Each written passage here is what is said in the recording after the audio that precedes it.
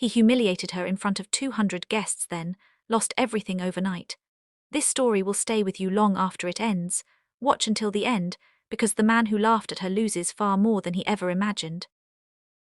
The laughter started softly, one person first, then another, then suddenly the entire wedding yard joined in. Amina stood frozen beneath the white flowers she had paid for with 5 years of sacrifice. Her white dress moved gently in the wind, but her heart was breaking in silence. Across from her, Kofi adjusted the gold cufflinks she had bought him, and smiled like nothing terrible had just happened. Then he spoke, loud enough for every guest to hear. "I cannot marry a woman who behaves like a servant." The crowd became quiet. Kofi continued. "A wife should bring pride, not desperation." Standing beside him was another woman, Sarah, young, elegant, dressed in silver, the replacement bride. Some guests looked uncomfortable, others avoided eye contact, but nobody stopped him, nobody defended her. Amina slowly looked around the wedding mansion behind them. Every marble floor, every chair, every chandelier, every decoration. She had paid for all of it. For 5 long years, Amina worked exhausting 14-hour shifts in a freezing meat-packing factory in Canada.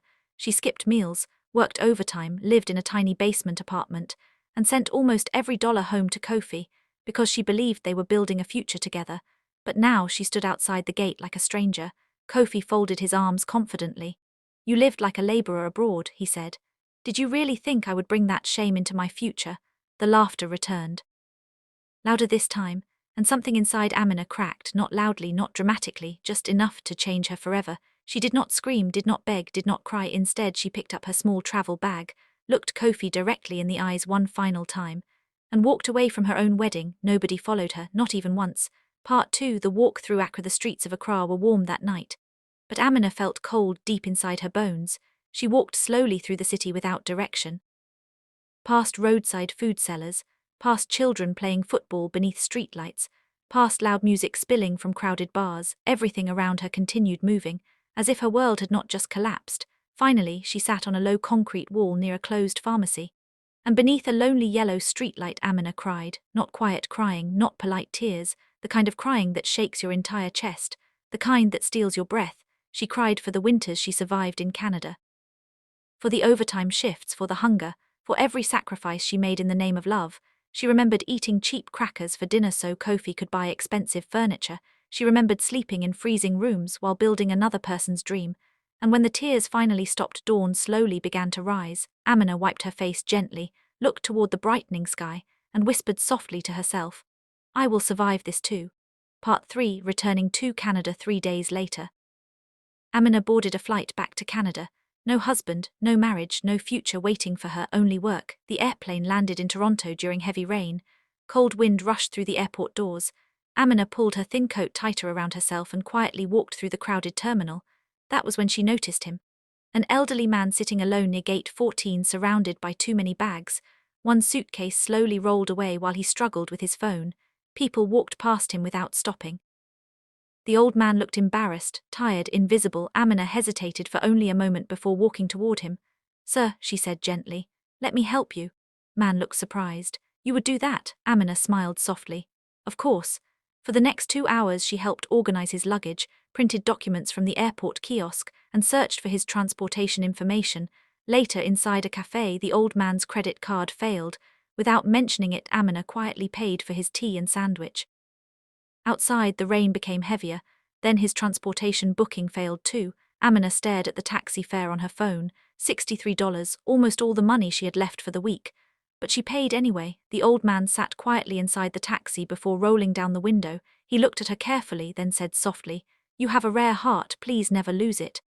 Then, the taxi disappeared into the rain. Part 4. Surviving again. Amina returned to her freezing basement apartment and slept for 11 straight hours. By Monday morning she was back at work, hairnet on, knife in hand, standing beneath cold factory lights for endless hours. Her co-worker Grace noticed immediately that something was wrong. During lunch break, Grace sat beside her quietly. "What happened back home?" Amina stared into her cup of tea, then answered softly, "He married someone else." Grace became still. Amina continued, "The house I paid for." Grace closed her eyes painfully, then said something Amina would never forget. "Some people don't steal money, they steal years." Weeks passed, then months, and slowly the pain became quieter. For the first time in years, Amina stopped sending her entire paycheck away. She bought herself a proper winter jacket, a heater for her apartment, fresh groceries instead of cheap crackers, tiny acts of self-respect. At night she studied accounting textbooks again and slowly began building a future that belonged only to her.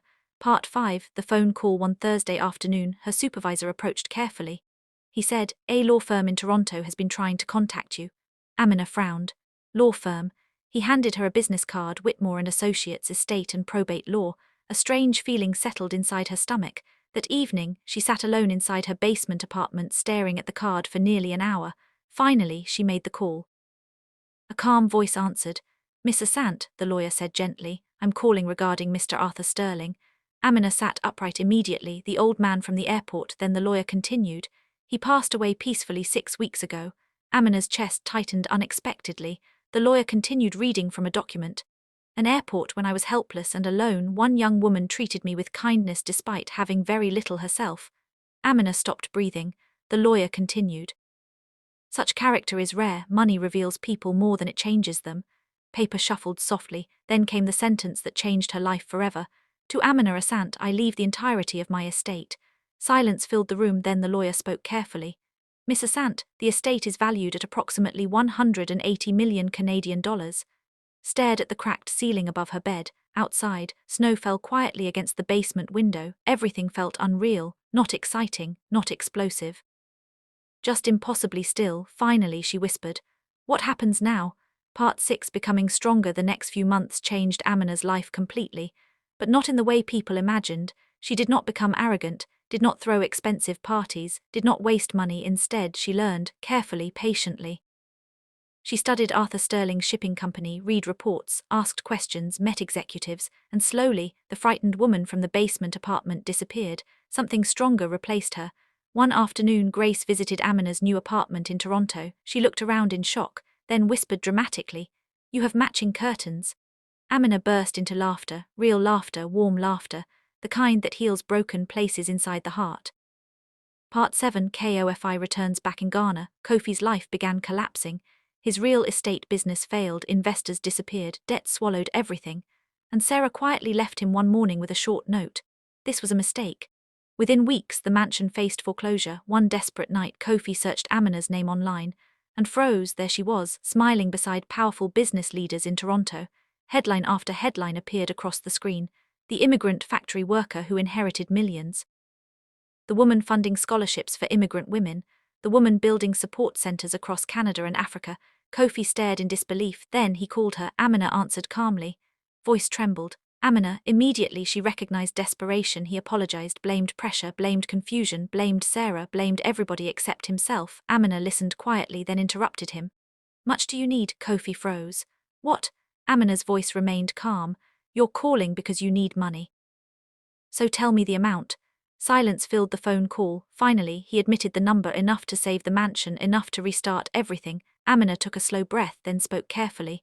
"I want you to understand something clearly, Kofi." Her voice remained calm and steady. "I do not hate you anymore, but I also do not owe you rescue." Kofi said nothing. Amina continued. "You stood in a house I built and tried to destroy my dignity in front of everyone. That was your choice." Silence. Then she spoke one final sentence. "I survived without you, you will survive without me too." She hung up. For the first time in years, Amina felt completely free. Final part. The foundation. 6 months later, Amina returned to Ghana, not as a broken fiancé, not as a desperate worker, but as the founder of the Frozen Hands Foundation, an organization supporting immigrant women who sacrificed everything for families that forgot them. At the grand opening ceremony, the hall overflowed with women. Workers, single mothers, students, dreamers. Amina slowly stepped onto the stage. Her parents watched proudly from the front row. Grace sat nearby, already wiping tears. Amina looked around the room quietly before speaking. 5 years ago, I thought I was building a future for someone else." The hall became silent, then she smiled gently. "The truth is, I was building myself." Leaned closer, her voice grew stronger. "The cold did not break me. Betrayal did not break me. Humiliation did not break me." Some women in the audience began crying softly. Amina continued, "Because kindness is not weakness, sacrifice is not stupidity, and survival creates a strength nobody can take away from you." The room erupted into applause, but Amina barely heard it, because for the first time in her life, peace finally felt real. And outside, beneath the bright Ghana sun, The woman once mocked for being too humble stood taller than everyone who tried to break her. Not because she became rich, but because she survived long enough to discover her worth. Ending message: sometimes the people who humiliate you are only preparing you for the life meant for you, and sometimes one small act of kindness can change everything forever.